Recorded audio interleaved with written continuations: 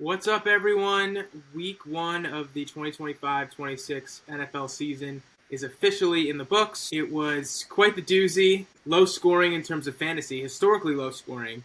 We didn't have anyone with 30 PPR fantasy points heading into Monday Night Football. That change is Sunday Night Football was between Baltimore and Buffalo was quite the contest. I got Jack here with me. We're going to recap quickly week one, major takeaways. Then we're going to dive into everything week two and more. Hopefully you're 1-0. If not, it's just 1 week. So just keep your head down, work the waiver wire. We'll talk about a couple guys who are worth picking up as well as we kind of go along here. And let's get into it. Jack, how you doing? I'm doing good. I'll start off with this, Zach. We shared 2 leagues together. Both leagues 1-0. Both leagues highest point scorer.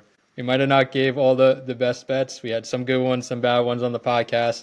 We'll get into that. But in our fantasy leagues, dominate off the start. I'm happy about it. Look, How you feeling about your league so we're far? both 1-0. We're both You're 1-0 1-0 in too? both our fantasy Okay. leagues. You had a little more offensive output than I did. I was scrambling to victories, did it the hard way. But we are both 1-0. Yes, week one was a bit of a crapshoot in terms of betting in general. But we'll dive into where we hit, where we missed. But let's recap. So I'm gonna go ahead. Let's talk about Friday, Chiefs Chargers, and what's your major takeaway here? I'm just gonna share the box score quickly. You can. Yeah, I'll take the Chiefs side here. So on the passing game, obviously a significant injury to Xavier Worthy there, which is going to play a big factor in the next couple of weeks. No Rashee Rice as well. So I'm looking at who's going to step up. It looks like Hollywood Brown. Obviously, if he's available in any leagues, I'd take him. Juju Smith-Schuster as well could be a guy to target on the waiver wire. I'm also looking at a guy that didn't play this week, Jalen Royals, the rookie. He's coming back from an injury. I'd monitor closely because if Xavier Worthy and Rashee Rice are out, I don't necessarily trust Brown or Schuster to take a big role. I think we could look at Royals to maybe be a guy that steps up in those couple of weeks and maybe can give you some replacement if you have one of those guys as well. Yeah, I like it, and we know Rashee Rice is going to be out till week 6. Xavier Worthy does have a shoulder dislocation. We don't know if it's a posterior versus an anterior dislocation. Anterior wouldn't be season-ending. Posterior would be structural damage, would require surgery, would be season-ending. But it's safe to say he's going to miss probably at least 4 weeks. They're going to he may play with a brace or something like that. But yeah, I like that call. I think a lot of receivers are going to have to step up for Patrick Mahomes in this offense. Moving over to the Chargers side. One game's also going to have to step up. We didn't see enough from Pacheco. Yeah. Kareem Hunt got a couple 2 more carries for my liking. They obviously didn't use the run game as much as we'd like to see. So hopefully we get to see something a little more from Pacheco in week 2. Yeah, I agree. I also wouldn't panic and sell Pacheco low. I think you just got to ride it out if you drafted him. And again, like I spoke about how I think if he's the starting running back in this offense, he's going to be a pretty good fantasy player. It's week 1 in Brazil. Let's ride out Pacheco there. I wouldn't look to get off him. Moving on to the Chargers side of things, Justin Herbert had a coming out party. Looked fantastic. I don't know if it's because he's dating Madison Beer or it's a new season. Harbaugh's, slapping the shoulder pads extra hard before the game, but major takeaway here, I'm going to talk about Keenan Allen. 7 catches, 68 yards, super involved in this offense, 10 targets, which led the team. Matt McConkey with 9 behind him. But it seems like that connection is just really there. And if he's still available in your league, which I doubt he is, especially in deeper leagues, but if he is, you have to go grab Keenan Allen. Quentin Johnson, was nice to see him get in the end zone twice, but, all 3 of these guys are fantasy viable if Justin Herbert is playing at this level. So I'd like to have any one of these guys being Keenan Allen and Quentin Johnson. But yeah, offense looked great. I like the usage of Marion Hampton got, so he's fine there. I know he didn't score, didn't really have a great fantasy week, but he's going to be fine rest of season. So that's sure those rookies there are not going to be viable unless one of those guys get injured. In terms of ranking there, if you have those guys available, you have the choice maybe to pick some of them up.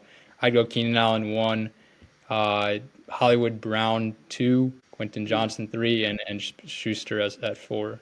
What do you think about that, Zach? Yeah, I would agree. I think, short term it's going to be Hollywood and Juju, 1A, 1B, however you see it, and then the rest of the receiving core kind of filling in. But Hollywood Brown, he looked good, but he also had some pretty bad drops. Juju's has had good games in the past. I could see him kind of taking over a little bit as the weeks go on here. But regardless, major concerns for the Chiefs moving forward without Xavier Worthy and Rashee Rice. But hopefully they stay afloat till they get some of these guys back.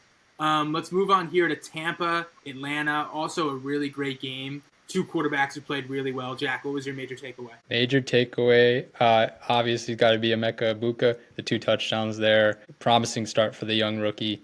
And we just got a couple more weeks with Godwin out. For sure, he's about a week 4 target, so a week 5 target. So I feel confident about him as a must start going forward. Yeah, I agree there. He's got to be at least, a high. And you think Baker's going to be better too? Baker had a game where we didn't see the normal passing production. I think Evans obviously got a couple more targets, but I think both of those guys are going to get plenty these next couple weeks. Yeah, I mean, he didn't have, the yardage. The offense, came out a little slow, but he picked it up. 3 touchdowns, in terms of fantasy for Baker is pretty good. Quarterback rating here of 99.3, 86.9, sorry. But yeah, my major takeaway is going to come out of the Atlanta side here. What about Mr. Kyle Pitts? Someone who has not been startable for 2-3 years now. Basically every year of his career outside of his rookie year. 7 for 59. If he did this his rookie season or his second season, people would be like, average game. But times have changed with Kyle Pitts. We expect a very, very minimal output. And when he gets you 13 fantasy points here in PPR, that makes him a starter. The tight end position is very slim. I would start Kyle Pitts, these next couple weeks with confidence until Penix really comes off of him. Obviously, Drake London's going to demand a ton of this share of targets in this offense with 15. But Kyle Pitts, if you get 8 targets a game for Kyle Pitts, for Michael Penix, who's looked good, almost 300 passing yards, I would be fine starting Kyle Pitts here in week 2 against Minnesota. That's my major takeaway. I don't know if it's gonna last, but 8 targets is a couple big first downs is what you want to see here for Kyle Pitts. If you drafted him late and took another flyer on him. Pitts finally worth something. I wonder that. It looks like it this year. Penix looks legit. He's creeping up my QB rankings as well. So yeah. I'm looking at him as a deeper league starter in the coming weeks possibly. Yeah, he looked great. He ran well. He's pretty accurate for the most part. So, Falcons are, they were a kick away from making that game interesting, but they just came up short, which could motivate them going forward. Bengals Browns. Oh boy, 13 passing yards for Joe Burrow. This game, the Bengals just have to start slow every year, and this is something we're going to have to consider. But what was your major takeaway here, Jack? Yeah, I mean, two run games to take away there. You see Chase Brown getting all the work there for the Bengals. Not as productive as you like, but I see better things to come with him. And then from the Browns side of things, obviously we got the news about Judkins coming back. But Dylan Sampson with 8 catches is pretty impressive, especially in a PPR setting. So obviously Ford pretty much droppable at this point. It's going to be a Sampson-Judkins split there. So it's going to be interesting to see what the allocation is there, if Sampson's more of the third down back or if he's really going to take a claim of that backfield, even with Judkins, who's going to need a ramp up to get into NFL shape for sure. Yeah. So I guess for the Bengals side, I agree with you there. Rome Ford's pretty much, can't be anywhere besides the bench or the waiver wire at this point with the Judkins contract and the way Dylan Sampson looked, and already Dylan Sampson with 12 carries and to Jerome Ford 6. Everyone thought it would be the other way around to start. It's Dylan Sampson right away. Caught all 8 targets for 64 yards. Ultimate safety valve for Joe Flacco in this game. I thought Cedric Tillman looked good. I think just Joe Flacco in general looked pretty good in this game, and this is why you get double-digit points out of Jerry Jeudy and Cedric Tillman here, as well as Harold Fannin, which is coming out of. Yeah, how are you feeling about Harold Fannin? I mean, David Njoku obviously had a weaker game there. Yeah, are you believing in Fannin, or is this more of an Isaiah likely situation? I'm not going to look too deeply into it. I'm sure coming into the game, David Njoku was someone that the Bengals had circled on their scout sheets, and were not going to really They weren't going to let Njoku hurt them, especially in the red zone. But yeah, I'm not concerned about it. I mean, you still got 6 targets for David Njoku in a very low offensive game. So even if Harold Fannin's going to get his 4 to 6 targets, I don't even know if we could pencil that in. I still think Njoku's fine as like a lower end tight end 1 at 8, 9, 10. I'm not going to look too deeply into it. It wasn't a complete dud. He did have 6 targets, 3 for 37. It's not what you want, but he's definitely going to be involved in this offense, so I'm not super worried about it. On the Bengals side of things, I'm going to talk about Joe Burrow here. 14 of 23, 113 yards. That's going to be probably his lowest amount of passing yards on the season. I think in general for the Bengals, you just got to hang tight. T. Higgins, Jamar Chase, like owners, really I wouldn't panic at all. This is just a complete anomaly of a week 1 game. They always start slow, and they're going to figure it out. No one was really good in this game outside of Chase Brown, who, if he didn't score a touchdown, was pretty awful, honestly. Yes, he was the only running back used in the game, basically, but 21 carries for 43 yards, 2 yards a carry isn't going to get it done. I wouldn't worry about anyone on the Bengals. I think we just need to put this game on the shelf and never think about it again. Targets are really low, 4 for Higgins, 5 for Chase. I'm just going to pencil this as an anomaly game for the Bengals. They always start slow and move on. I'm not worried about starting any of these guys being Joe Burrow, Chase Brown, T. Higgins, Jamar Chase. Noah Fant is someone that is interesting to look at if you're in a deeper league and need a tight end, but I wouldn't consider him a starter just yet. But it was nice to see him involved. You got the touchdown. I think we got plenty of guys out there. I wouldn't be targeting Fant, especially with Mike Gesicki. I don't know how to say his name, but him as well. You'd have to be in serious trouble to consider something like that. I'd take Fant over him right now. Yeah. Dolphins, Indianapolis here. Oh boy, were we wrong about the Dolphins, at least for the time being, week 1. I was hoping for a Dolphins bounce back. It was a little bit emotional, but they looked like the worst football team in the league. Tua looked like the worst quarterback in the league. Major takeaway, obviously, besides the devastating performance by the Dolphins. Oh, it was terrible. It was absolutely terrible. I don't know how I can go about starting those Dolphins, but I'm gonna give them another week or so to see what happens there. I think I'm also a major takeaway here is just being off on Daniel Jones. I guess it wasn't a Giants thing. As much as I wanted it to be just a Daniel Jones thing, it seems like it was the opposite, and we got some good production here. I'm not counting on a good season overall, but this was a great start. And for Michael Pittman as well, I wasn't expecting him. Obviously, he was dealing with injuries last year, and to come out and have 6 for 80 and a touchdown, really impressive. And then, of course, Tyler Warren, pencil him in as a top 5 tight end rest of the season. I'm ready to lock him in as a starter and an elite option as well. Yeah, Tyler Warren was great. It's going to be tough going forward, the Michael Pittman versus Josh Downs tug of war, per se, just because today, Sunday you got Michael Pittman, you got all the usage. I wouldn't be surprised if it's Josh Downs, next week or a week in the future. It's going to be tough with those two guys. But Michael Pittman did look great, so definitely flexible at the moment. Danny Dimes is great. I guess on the Dolphins side of things, I'm not going to take too much away receiving-wise. If you have Tyreek Hill, you have Jalen Waddle. I mean, I still think you have to set and forget. You have to start Tyreek Hill. With the turnovers and how the game is going, really, I'm thankful as a Tyreek Hill owner that I got 4 for 40 and 6 targets. I'm with how bad that Tua looked. You just got to hope Tua bounces back and they get on the same page. It's week 1, so I'm not going to completely go into panic mode, but it's looking dark for Mike McDaniel in terms of his job security right now. I'm not worried about Devon Achane in the 7 carries for 55 yards. The number only being 7, they were down the whole game, and he got his receiving work and receiving touchdown. I'm gonna move past this Dolphins game. Ollie Gordon not playable yet until we see he's a handcuff.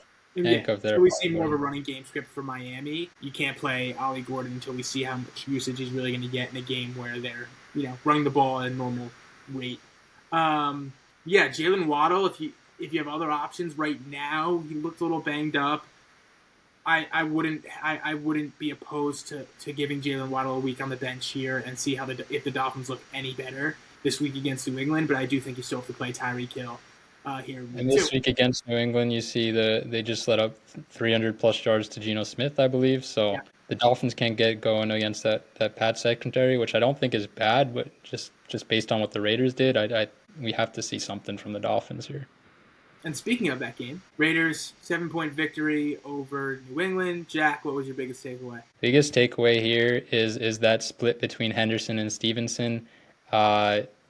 It's going to be a split. So obviously Henderson is flown up our board a lot. I still believe in the talent. I believe he's PPR going to be viable going forward. They have a matchup against the Dolphins this week, so I think that Henderson is a decent start this week as well. I don't think I'd sit him depending on who your other options are, but I do think Henderson is going to be fine going forward. He had 6 catches, lot of targets he's going to get as well. The Patriots don't have a ton of work back there. And then obviously in the receiver game, Diggs wasn't as involved. He's still getting back from that injury, but Booty is someone that people are saying to pick up on the waiver on the free agents with your fab money. I wouldn't spend too much fab on him, but if you can pick him up, if you're wide receiver needy, he's definitely worth a go there. He was a talented prospect coming out, and obviously some things happened. He didn't get drafted as high, but now we might be seeing that talent that was originally hyped up in college. Yeah, I mean, Kayshon Boutte here. Drake May loves that connection, and 6 for 103. That's someone I think you definitely have to go after especially if you're like a Xavier Worthy owner or someone who really lost a flex. That's a good flex option if Keenan Allen and those guys aren't available. Especially it's really him and Diggs. Obviously, you have Hunter Henry up the middle, but him and Diggs are wide receiver 1 and 2, and it's really nobody else. So if Drake May is any good, you're getting a wide receiver 2 here who's kind of like a 1B to Stephon Diggs. They don't really have, Pop Douglas wasn't involved really at all. He had 7 targets, but didn't do anything with them. So I think Kayshon Boutte is the wide receiver 2 right now in New England. So definitely worth a stash if you're banged up at receiver. Moving on to Vegas, Geno Smith looked amazing, 362 yards. Rushing in this game in general was yards were just kind of hard to come by on the ground. 19 for 38 for Genty. Got you that touchdown, so it wasn't complete dud. I'm not worried about Genty. If you look at the splits here, it's his backfield. Zamir White's going to get a spot carry or two, when Genty's had a couple in a row or needs a breather, but it's his backfield. I'm expecting his receiving work to go up a bit. Only had 2 targets, 2 catches. I'm expecting a couple more screens here in the near future. But right now, in terms of pass catchers in Vegas, it's Brock Bowers, who I believe avoided serious injury. Going to be fine. Probably going to play week 2. Kobe Myers, 8 for 97. That's great if you drafted him and put him in your lineup with flex, which I'm assuming you did with the 10 targets. Trey Tucker and Dante Thornton, we got to really see who wins this battle. None of them are playable to me right now, even though they had a couple of nice catches, and Trey Tucker had that touchdown, but we're going to wait and see there. But yeah, in terms of pass catching, it's going to be Brock and Jacoby. Geno Smith is a good start in matchup based, in my opinion, as well. But yeah, that was that game. I thought we both thought the Patriots were going to win, but Geno threw for 370 yards. That's one of those things where you just got to tip the cap and move on. That's offense just wasn't making it happen. It was very stagnant at times. The run game wasn't doing it. Drake May didn't have his best game. They're behind the sticks. But I do expect things going better going forward. Yep. Cardinals Saints. Cardinals hang on, thankfully, for my survivor pick. Kyler Murray looked solid. Jack, what are your biggest takeaways? Yeah, I'd say that run distribution again. Trey Benson going 8 for 69, while James Conner 12 for 39. It's definitely more of a split backfield than we anticipated, although many did think that Benson would take a step forward, being, I think, the second highest drafted rookie a year ago. So definitely worth considering there. I think Connor's still going to get his as long as he's healthy, but Benson is a must roster guy right now. Wow. And then from the Saints side of things, not great for Kamara there. Not getting as much work in the passing game as you'd like from Kamara, especially with the QB quality there. You'd think you get a little more in the PPR game. So I think I want to see a little more from Kamara going forward to trust that he's going to be that wide receiver. I mean, that running back that you could lock in as a RB2 for the rest of the season. Yeah, he did get you the touchdown, which is nice. But yeah, you'd like to see that, the targets in the receiving game go up. But 13 for Olave and 11 for Juwan Johnson. That's where the ball was going. That's the biggest takeaway for me. Olave got hit a couple times, but I think Olave, if he stays healthy, is going to be the wide receiver 1 in this offense. So it's a nice flex option now with, the hesitancy of any hit could send him to the blue tent. Juwan Johnson's a nice waiver wire tight end if you need a tight end, 11 targets. But yeah, in terms of Cardinals, not worried about Kyler Murray. Looked solid. Had a couple design runs, so got you 38 on the ground, which is exactly what you want. If you could do that every week, fantastic. So I think Kyler Murray, low end QB1, that's 7 to 10 range, depending on matchup. Nice to see Marv get in the end zone. When we see a more pass-heavy game, it's going to be a lot of Marv. It's going to be a lot of Trey McBride. I like both these guys. They're lineup blocks right now. Can't really think much more about that. No one else is playable for Arizona outside of Kyler Murray, James Conner, Marvin Harrison, and Trey McBride, and you're stashing Trey Benson, whose role is going to expand a little bit. So I'm a little concerned about James Conner as I was preseason. Obviously, I think he's a great player, but this is going to mold into a split backfield, especially with his age and then preserving him. So that's one thing I took away from the game. But Arizona is going to be throwing the ball a little bit more. You're going to see this pass yard numbers for Kyler Murray go up a little bit as matchups get a little more stiffer. Moving on to, I believe, the Jets-Steelers game, which was the lowest projected total and was the highest besides Baltimore and Buffalo. Jack, talk to me about this game as I pull up the box score here. Yeah, some guys that maybe are more viable than we thought, especially on the Jets side. Breece Hall, I mean, clearly the starter there. Not really scared of Braylon Allen, besides for taking away touchdowns. I mean, I'd still hold on to him and think he's a really valuable handcuff there. If Breece Hall gets hurt for some reason, Braylon Allen's going to be elevated a ton. And then Garrett Wilson. Was an iffy start. I think you had him on the sit list for you last week, Zach. I think I sat him as well in one league, but he's just gonna get majority of the production there. 95 yards out of 218 is very nice to see, and 7 catches out of 16 completions is great as well. So Garrett Wilson, I think is moving up my wide receiver rankings a little bit. And I'd like to see him do something similar against the Bills this week to really solidify that. And don't hate me, but if the opportunity presents itself to sell high on Garrett Wilson, I would. Not that he's going to be bad or he's not the clear wide receiver one here, but if someone's willing to pay based on what they saw week 1 for Garrett Wilson, you could get a really, really nice offer that could be too good to turn down. So just, keep an eye on that if you're a Garrett Wilson owner. Yes, Breece Hall, big takeaway. 19 for 107. Looked great. Ran the ball really well. We had him pretty high, though. We did have him preseason RB. And I'm scared if there's a game where he's not getting 19 carries, what that's going to look like, because he's not getting as many touchdowns. But I do think he's going to be involved in the passing game even more. I mean, 4 targets is great, but I think what we've seen in the past from him is a lot of catching viability as well. So I do like Hall about where we had him coming into the season compared to where some other people had him. Yeah, and I would feel comfortable moving him up a spot or two over like the Kamara or Kenneth Walker, who we'll talk about in a second. Oh yeah, for sure. Takeaway on the Steelers side of things is Caleb Johnson. So right now, you have 2 options. I mean, we called it. If you're a Caleb Johnson owner, you can drop him. If you can definitely drop him. If not, you could stash him, but he's nowhere near playable until we see him do anything besides get a carry for -2 yards. Right now, it's really Jalen Warren. And a fumble, too. Yeah, had the fumble. So, yeah, I am fine with Jalen Warren as flex. Didn't run the ball super efficiently. Metcalf was fine, 7 targets. That's kind of what you expect in a game like this, but it did soar over. Calvin Austin got the touchdown. Rodgers looked good, but yeah, Caleb Johnson's the headline here. If you drafted him, you want to stick to him and let it play out, you can. But he is droppable. There are guys worth picking up over him in this offense, and they like Kenneth Gainwell over there. So that's my big takeaway for this game. Caleb Johnson's stock way down.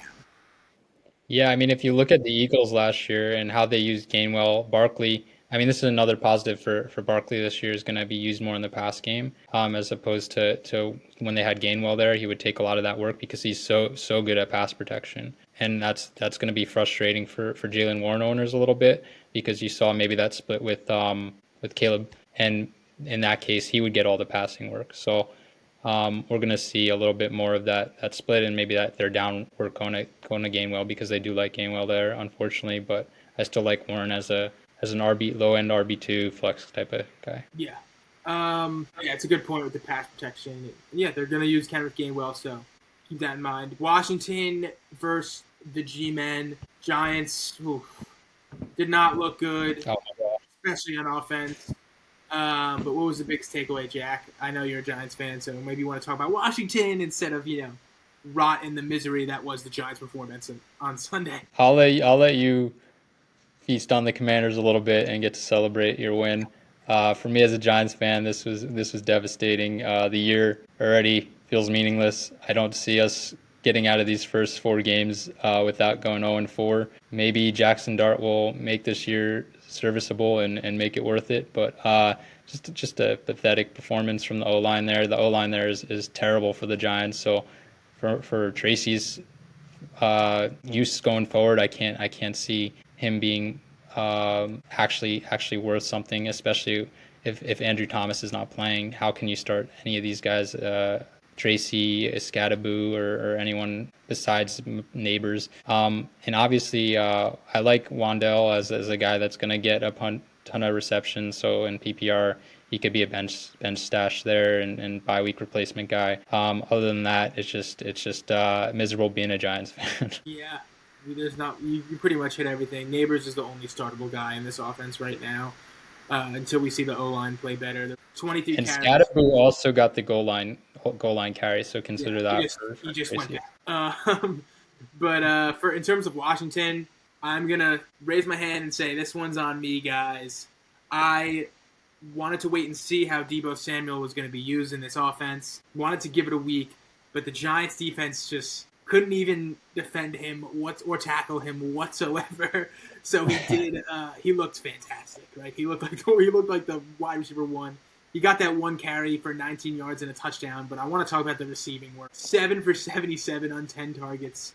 This immediately puts Deebo Samuel into flex consideration moving forward, in my opinion. With an elite quarterback like Jaden Daniels, I want the wide receiver 2. Basically, he's like a 1B compared to Terry McLaurin right now. Especially he's going to be the quick, easy, underneath guy, the receptions guy for Jaden Daniels, and then McLaurin's going to be the long ball. Not panicking on Terry McLaurin. He's going to have a better game against Green Bay on Thursday. They're going to need him to if they want to win in Green Bay. If you draft a Terry McLaurin, you got to stick it out. He has some of these games, but he's going to get you those touchdowns. Jaden's going to look for him in the red zone. He's going to have a big reception that's going to basically count as a touchdown. But yeah, Deebo, Terry McLaurin, fire him up. Bill Merritt, 10 for 82 and a touchdown. I wanted to wait and see here too, but it seems like, especially with Eckler being banged up, he's also flexible. I love the commies. 1-0, bad to be 2-0 as they go to Green Bay on Thursday and shock the world and beat the stacked Packers team with newly added Micah Parsons. Got nothing else to say. My bad on Deebo and Bill Merritt, but the Commanders are just too good that they already are fantasy players. There we go, right, Jack? That's true. The Commanders are have a bright future as opposed to my Giants. So we'll see how this plays out the rest of the season. But I do feel pretty down on the Giants now, despite some optimism to start the season. And then for the Commanders, for Bill Merritt, I mean, to see him get that production right away is super encouraging. He's obviously not going to be used in the passing game much. Unfortunately, that's going to be Eckler's role. But I do think he is viable. Like you said, he's going to have some production and maybe not against the Packers. That's a little bit of an intimidating matchup after what they did to Gibbs and Montgomery. But going forward, he's a nice play. Yeah, I agree. And look, the Giants have a brighter future if they, put in their future QB. Maybe, hopefully. I know not this week, but maybe next week. After CeeDee Lamb. Once we get Andrew Thomas back, I've been saying like we can't throw him out there to just get pressured every play out there. So hoping Andrew Thomas comes back soon and we can get the rookie quarterback out there and maybe have some excitement this season. Yeah. All right, Carolina, Jacksonville. This game was in a weather delay. Jacksonville ended up controlling the game from start to finish. My major takeaway here: Travis Etienne. Obviously, 16 for 143. Played so well that the Jacksonville Jaguars are like, you know what? We're gonna just trade Tanks Bigsby here to Philadelphia, and that's gonna be that. So obviously, we're gonna move Travis Etienne upper rankings a bit here as a high end flex, a very low end RB2. Now that this is really his backfield, Bashal Tutin is gonna be involved a little bit. Bench stash. Not worried about Brian Thomas Jr. at all. weird game. Travis Hunter had 8 targets. He's flexible. Brian Thomas Jr. is going to have a big game this week. Very rare that you see a guy of his caliber only bring in 1 catch when he's been targeted seven times. That's going to be fine. They're going to figure that out. Not worried about Brian Thomas Jr. at all. I know he didn't have a great week in terms of fantasy. Jack, what do you got on the Panthers side? Yeah, I think disappointment from the Panthers there. Obviously, Hubbard's going to get majority of the work. He's a must start every week. But for McMillan, that was a good start. I think 9 targets is going to be all the work there. There's no one else I think is going to be a real competitor there. Leggett getting 7, maybe he's the wide receiver 2 there to start. But McMillan did have a big play goal back as well, so I'd like to get him in the lineup there. I think week 2, who do the Panthers have? Do you know what the Panthers have? They have Arizona, which is another good matchup, so I don't mind McMillan again, giving him another shot to have a bigger game this week, and I expect Bryce Young to be a little better.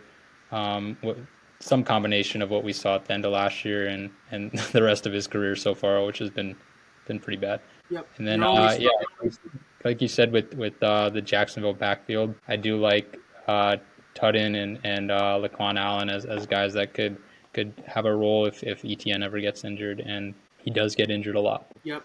The only startable players for the Panthers right now are going to be Chuba Hubbard and Ted McMillan. No one else is even near playable, including Bryce Young. Unless you're in a super flex league, of course, then you could definitely start him as your second quarterback. Tennessee at Denver here. Tennessee defense really kept them in it. Broncos didn't really look good until the end. You got the Cortland Sutton touchdown. Jack, what's your biggest takeaway? It's hard to start RJ Harvey right now. That's the takeaway. Dobbins obviously commanded 16 carries to Harvey 6. So right now I'd be a little hesitant to start Harvey.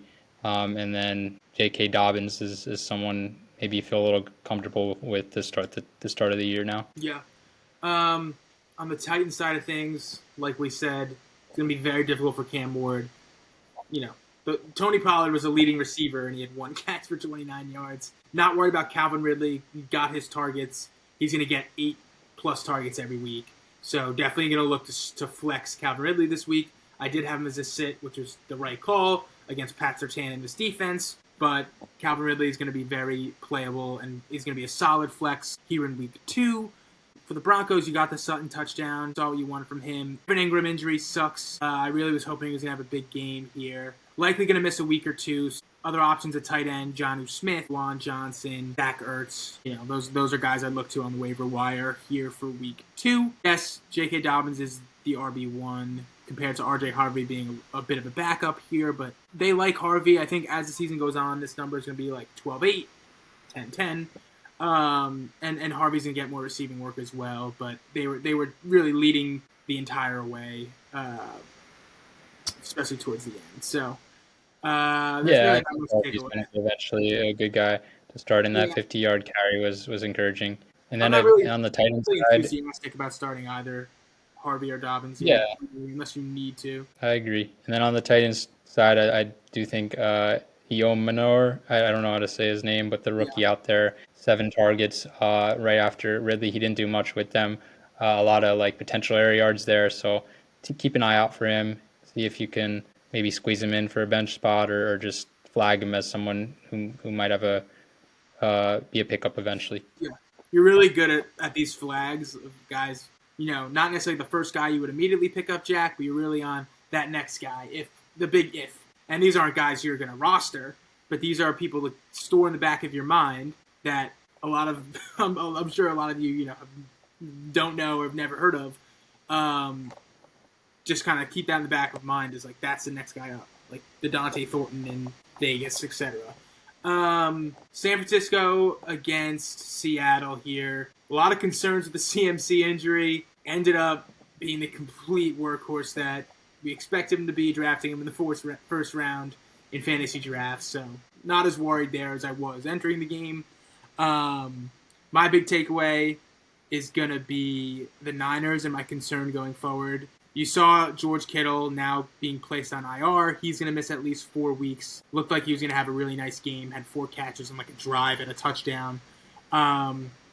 Ricky Pearsall start at flex with caution, right? He had those big plays, but Brock Purdy's banged up. If Mac Jones were to play next week, I know they're playing the Saints, but it's still a little risky starting these pass catchers here in San Francisco. McCaffrey, 22 carries, 10 targets in the pass game. That's vintage. So love to see that. RB1 going forward until, the calf starts to hurt again. Not going to panic if he doesn't practice this week.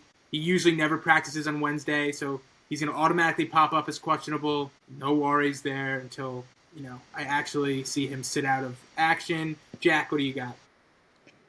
Well, I hate that I have to play McCaffrey next week with them against the Saints, and none of these guys are healthy as well, which is really, really tough. And then Pearsall, he is moving up my rankings quite a bit with all these injuries as well. I do like him as a sneaky wide receiver too, as we move along in the season until some of those guys come back at least, and we have Purdy up there as well, being healthy. For the Seattle offense, I mean JSN is moving up my board big time. He's in that top 10 now. I think pretty firm wide receiver 1 for me. 13 targets, 9 catches, 124 yards at a 150 Sam Darnold passing yards is just absurd. So love JSN. Cooper Kupp is almost droppable at this point. I mean, keep him on the roster, I guess. But that Seattle offense is going to need to look around. Maybe some rookies that eventually get involved. And then Kenneth Walker does not look like the guy compared to Zach Charbonnet. He looks like the better runner. Both are going to be fantasy viable. Like I said, there's not a ton of weapons out there. So Walker, second most involved guy in the passing game. We'll see what happens. But I like Charbonnet. He's moving up my rankings. Walker's moving down a little bit. Both are. It's a little frustrating to pick one. I guess it's just no one's standing out here yet. If one gets injured, the other guy's going to move up into the top 10. I'm not super panicked about Kenneth Walker here. I'm not running to press the red panic button like I see a lot of other people are. 10 for 20, it's probably not going to happen again. It was really inefficient. Niners really got after them in the run game, which forced Sam Darnold to find JSN, especially late in this game. JSN's really fucking good. He's just really good at football. So set it and forget it. I don't know if I have him as a wide receiver 1, but definitely a high-end wide receiver 2 going forward, especially if he demands this level of targets and yardage of the offense. The percentage is just crazy. Obviously, 124 to 150. So until we see anything different, JSN, fire him up. Not going to hit the panic button on Ken Walker here.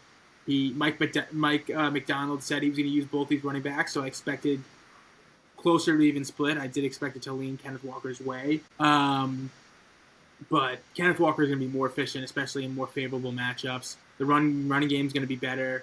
You saw him get, 3 catches is nice in PPR, but he's going to be a lot better. I'm not really worried about him. I still think he's a low-end RB2. So I would keep, they're going to use Charbonnet, but I still think this is potential to be a really good rushing team. So I'm fine starting Kenneth Walker.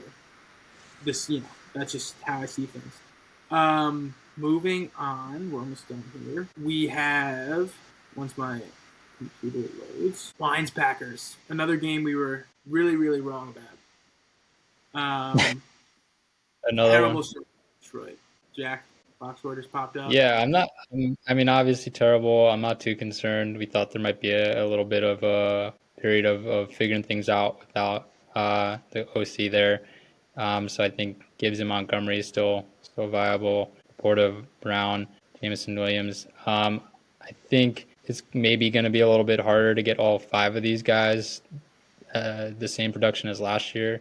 We'll see if the offense is really going to be struggling to this level. I just think the Packers defense is really good. And Josh Jacobs, obviously, 19 carries, super encouraging. No one else is really getting involved. On the passing end, no one's standing out, which is unfortunate. There's not a guy I feel really strongly about. They love to spread the ball around there. I'd give Matthew Golden another game or 2 to kind of get comfortable in the NFL. But besides that, I don't see another Packers wide receiver that's really standing out to me. Yeah, I mean, I'm not too worried about the Packers receivers. They were pretty much winning by multiple scores throughout the entire duration of the game, so didn't really see. But who are you starting week to week though? Like every week, it's going to be a different guy. I still think it's Tucker Kraft at tight end. and Matthew Golden is the first flex for me. I know he had a poor game here, but I still think he's going to bounce back on Thursday against Washington. Jaden Reed would be the next guy off the board. Jaden Reed, Romeo Dobbs, kind of the 2-3, very close 2-3, but I still think it's going to be Matthew Golden coming out as the wide receiver 1 here. I just still think we need, more games. He needs more games under his belt, and he's going to need more than 22 pass attempts for Jordan Love here. And in a game where the Green Bay Packers just got after them, especially with their defense, and they got after Jared Goff, they really didn't need to throw the ball, and that's why, all the production in terms of Green Bay receiving was just down. I expect Matthew Golden to be more of a flex player next week and in weeks to come.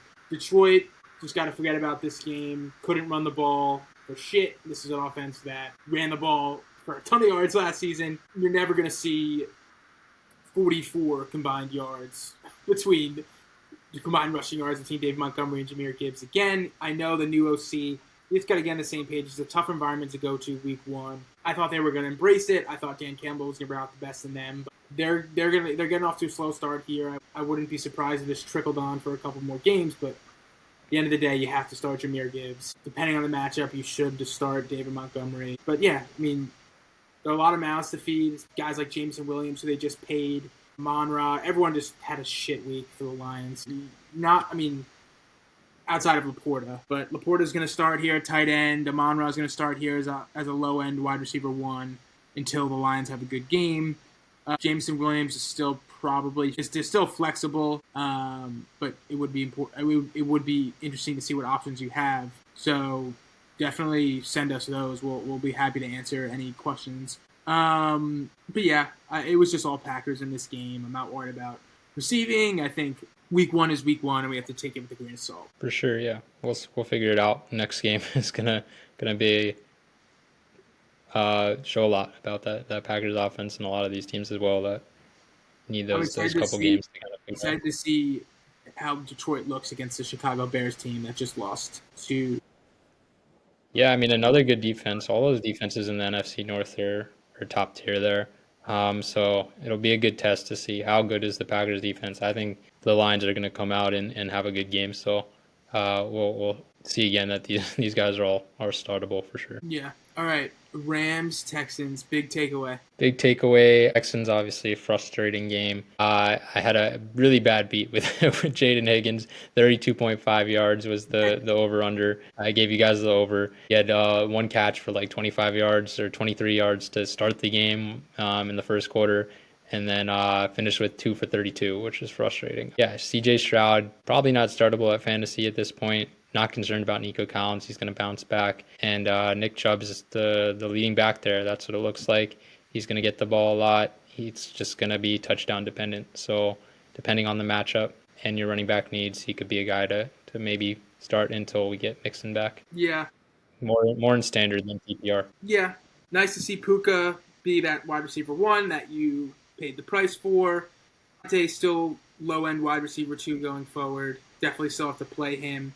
I'm not necessarily worried about Nico Collins, that being himself. I'm worried about Nico Collins in terms of this offensive line being really bad and CJ Stroud being forced to get the ball out quickly to his running backs and tight ends here. That's what's concerning me in terms of, being a Nico Collins owner, is that he's elite. He hasn't gotten any worse. It's the fact that, he especially works down the field a lot and his routes take a little bit longer to develop. And if the O-line gives up the amount of pressures that they gave up on Sunday, CJ Stroud isn't going to have time to air it out to Nico Collins. So I'm not going to completely panic on Nico Collins, but guys like, in his range, like even BTJ having a bad game, I'd rather have BTJ right now.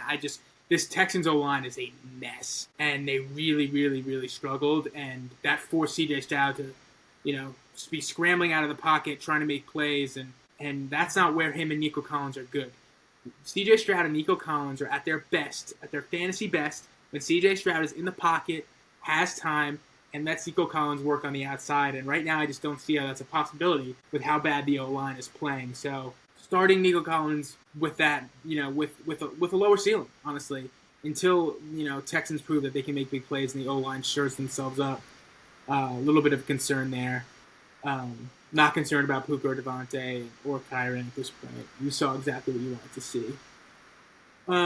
Moving on, I think we don't really need to talk much about Sunday Night Bills Football. Ravens. You guys probably saw it for yourselves. I don't even want to show this box score because it was outrageous. But yeah, It's very validating for a guy that had a ton of stock in this game. Zay Flowers, their clear wide receiver one there. Love that. John Coleman looks like the wide receiver one there. Keanu in all my leagues pretty much. So super happy to see that. Just no complaints. It's hard to complain. I didn't have any Mark Andrews stocks. Not affected by that. It's a lot of offensive production here. It's going to be interesting what these teams do against bad teams. If they're, I feel like we're not going to get the same level of starters out there. It's just going to be not. Yeah. So we'll see, but maybe some more James Cook rushing yards would be great. Your matchup came down to Sunday night, and you had any of these guys. Be humble, okay? Because this is a crazy, crazy high output game. Baltimore and Buffalo are going to be winning games in, for the most part, more. They're gonna be ahead a lot more than they were in this game. I know Baltimore was ahead, but these are two wagons. So this is what we just got. We were just blessed with a great game on Sunday Night Football. It's happy to see it. I'm gonna give you my 20-second rundown of this game. Lamar Jackson is Lamar Jackson. Josh Allen is Josh Allen. Derrick Henry is Derrick Henry. James Cook, also James Cook. Zay Flowers, wide receiver 1. DeAndre Hopkins, nice catch, not startable. Keon Coleman, flexible. Khalil Shakir, flexible with caution. Josh Palmer, stash. Dalton Kincaid, if you need a tight end, low end TE1. And that's pretty much it. Mark Andrews, expecting a bounce back against Cleveland. Moving on. Monday Night Football, it looked like the Bears had the game in the bag. J.J. McCarthy in the first half looked like the worst quarterback in the league, outside of Russell Wilson, of course. But found a way. Kevin O'Connell and the play calls come from behind win for Minnesota here. Not going to lie, I didn't expect that to happen. But, Jack, what's your major takeaway from this game? Yes, very similar backfield for the Vikings to the Seahawks there in Mason and Aaron Jones. Mason took the lead there even a little more. I think he's maybe a little bit more of the starter. Aaron Jones is more involved in the passing game a little bit. Both guys are kind of flexible, but not necessarily guys you're super positive about right now. But happy to kind of see where this goes in the next couple of games. And then for J.J. McCarthy, I think this is encouraging. He started off real slow, but we could see some fantasy viability just because of the weapons there. If you look at what Sam Darnold did, he was a top 10 fantasy performer last year. J.J. McCarthy's going to have the same weapons, maybe even more healthy guys. So I could see him being, as the season goes along, as he gets more comfortable. We saw it at the end of this game, he being in consideration as a deeper fantasy league QB to start. Yep, I agree with you there. One question for you though, Jack. Where is the Coliseum located? Yeah, where is the Coliseum located, Zach? It's located in Rome, Italy. Oh, that's what I thought. I thought you were gonna go there. Speaking of Rome, random that I just thought about that while we're talking about this game. It's kind of coincidental. 9 targets. Okay, I'm not panicking about the 37 receiving yards. I'm sorry that he didn't get 51, like I said he would. But 9 targets. Got you that touchdown late, which may have put you over the top in your fantasy league, which helped you win. Yeah. But not necessarily a gladiator type performance. I know he's Rome, Coliseum, but he's not like what's that guy's name? John Nash, the guy that played Nash and Nash. He's not the same level as Russell Crowe in the Gladiator. Just dominating out there, killing people left and right. We'll see going forward. I mean, super encouraging. 9 targets. He looked good, but we need more from Caleb. The wide receiver 1, and he didn't play that well, but. If I'm getting 9 targets a game from Rome Odunze, that's a flex. That's a flex every week. So hopefully they bounce back and play better against Detroit, especially down the stretch. But I like what I see in terms of he didn't have a crazy game, but 9 targets, I will take that every week compared to DJ Moore's 5. The yards will come as the season progresses. I got nothing else here in this game. TJ Hawkinson's going to be better. It just really, and same with Jay Jettas. literally took a half football for this offense to wake up. So I'm viewing everything times 2 next week. I think Jay Jettis can go 8 for 88 next week, right? As JJ McCarthy's confidence continues to build. And in terms of Chicago, you can't start Colston Loveland yet, especially with the snap count that Kmet is getting. You can't start anyone besides really Swift and Rome Odunze and maybe DJ Moore, depending on what options you have. We're on a maybe for DJ, but a definite for Rome. Fuck yeah. We're definitely in on Rome. I mean, DJ Moore, yeah, I mean, they're probably more on equal tier, but I'm biased, and I'm going to start Rome over DJ, even if I shouldn't. Yeah, but that is our week 1 recap. I think we're gonna also drop a second video later in the week with our best bets that hopefully do better. I could pull that up quickly right now. We didn't really have a great week, but week 1 is a bit of a crapshoot every year, and you learn and get better as you go. We did have a couple nice spots, a couple unlucky injuries that hurt us down the stretch, especially with George Kittle. Lost a little bit this weekend. Expect a big weekend for week 2. Here, it's just popping up right now. But Jack, before we wrap it up, major takeaways in terms of betting. Betting week 1 is hard. That's the major takeaway. I think we hit some good ones. Obviously, I think you mentioned this as well. The over is not going to hit as much with some of these. We went heavy on the overs, and the kickoff returns this year are obviously getting teams starting more at the 30, the 40. So not as many yards to get. So that's something to consider going forward before we see the adjustment there and people start to catch up on that. Yeah, I agree. We'll learn more as we go. Again, a couple injuries really screwed us. Just looking at this, Bijan Robinson had the 50-yard catch instead of a run. George Kittle had 4 catches right away, then got hurt. Odunze had 9 targets. I like where our heads are at, and we're going to get a lot better as weeks go on here. But yeah, that's week 1. We will come back. Should we talk Commanders Green Bay for a second? Yeah, we can preview Commanders Green Bay, and then we'll drop some more content in terms of best bets and survivor picks like we always do ahead of Sunday. So yeah, let's talk about Commies, Packers. Those lines are posted. Other player props are not. Jack, where do you see this? How do you see this game playing out? I mean, I like both teams. It's a tough one for me. I'm going with Green Bay just because what we saw them do at Lambeau last week against a very strong Detroit team. I just think Green Bay is off to a hot start. And the Commanders, even though they won that game in commander fashion, I think they did start off a little slow and maybe need a little more time to get to the level that Green Bay was at to start the season.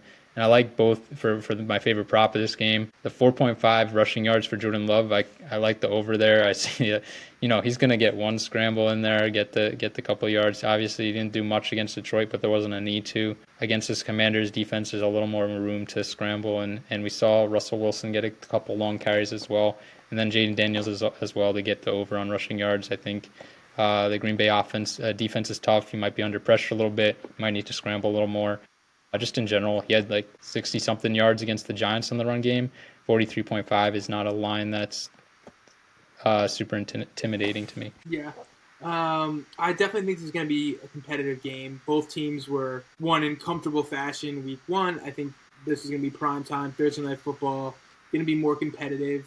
I'm going to double down, and I'm going to take Matthew Golden here, 34.5 receiving yards, hoping the game is competitive. He only had 16, but I think that this is going to be a higher volume game in terms of passing both sides, and 34.5 just seems low for me for Matthew Golden. He's off the injury report, so I don't really have any injury concerns here. I like that. If I had to pick a side, I'd take Commanders plus 5.5 just because I'll take Jaden Daniels as an underdog all day, every day. He's the best quarterback in football outside of a couple guys. But yeah, I'm going to take Matthew Golden over 34.5, hoping for the best, hoping he has a big one. But this should be a fun one. I think these are two teams that are, one being the Commanders, who just played in the NFC Championship, and the Packers, who would like to play in the NFC Championship this year. And this is going to be a fun NFC matchup. I think it'll be close. Commies plus 5.5 seems like a better bet to me. I'll take the dip in line for Matthew Golden here to 34.5. I mean, that's like a Josh Palmer line. I'm getting a wide receiver 3 line. Jordan Love is the real deal. his receiver is going to have. I mean, I think Reed and Dobbs hit that line, so I just think Matthew. Yeah, I like that. Back. But yeah, that's what we got for Thursday. We are gonna drop more as lines get posted for the weekend, and we're gonna continue on here heading into week 2. So thank you guys. Jack, do you have anything else you'd like to say before we wrap? No, just we're looking out on the Instagram or YouTube comments. If you guys have any start sit questions, want a team review, something like that, let us know. It's exciting for us, so happy to help you guys out. And looking forward to next game. Podcast talking about our survival picks and getting more into these week 2 matchups. Yeah, that's a good point. We're always happy to review a team or a potential trade or just talk ball. So definitely hit us in the comments on YouTube and Instagram. We may say your team sucks if it has no Commanders or Giants on it, but that just comes with the game. So appreciate you guys as always. We will be back later in the week. Peace.